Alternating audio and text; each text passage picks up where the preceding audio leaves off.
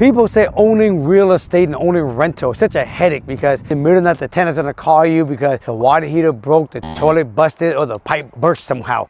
Okay. So anyways mga uncle, nagtuo ka, kinahanglang mahimo kang real estate expert, una ka magsugod, nahadlo ka, basin malugi ka kung wala ka experience, naglibog pud ka.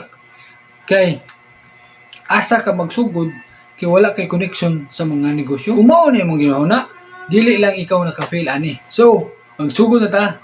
Magkuha sa tagsudlay para ko. Okay. Alright.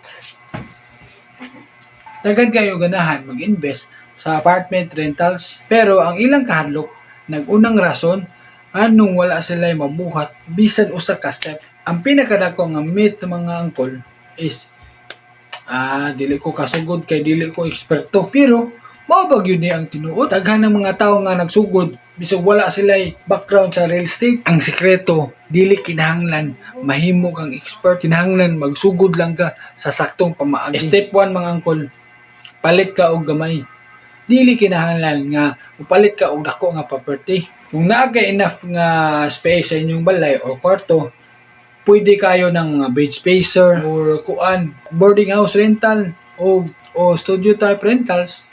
Daghan kayong pwede option nga pwede nimo i-test. Step 2, gamita imong savings or small loans para ikaw makasugod. Ang uban mga angkol, nagamit og mga pag-ibig housing loans or rent to owns or palit ka og ng mga distressed house, pero so mao na siya.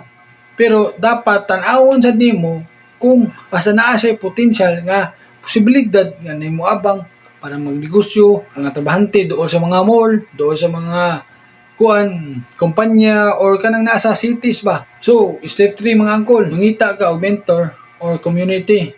Daghan kaayo kapilian mga angkol sa Facebook or sa Facebook group nya, YouTube channel nga naghatag og free knowledge nga pwede nimo makatunan for free. Walay rason nga maglibog pa. Step 4 na ta mga angkol, pagtuon samtang nagpractice ka. Unsa may akong pasabot ana? Duha ka klase nga learnings mga angkol. Una is sa libro, ikaduha mga angkol is sa actual nga pagdala nimo sa imong property. Mas dali ka makasabot kung naa kay experience. Step 5 na ta mga angkol. So gamiton nimo imong income para mag-expand. Dili ni one time business mga angkol. Ang rental business mahimong long-term income kung sakto ang imong pagdala. Kung naabot na ka ni sa last part mga angkol, pangutan-on ka. Gusto ba ka og klaro nga roadmap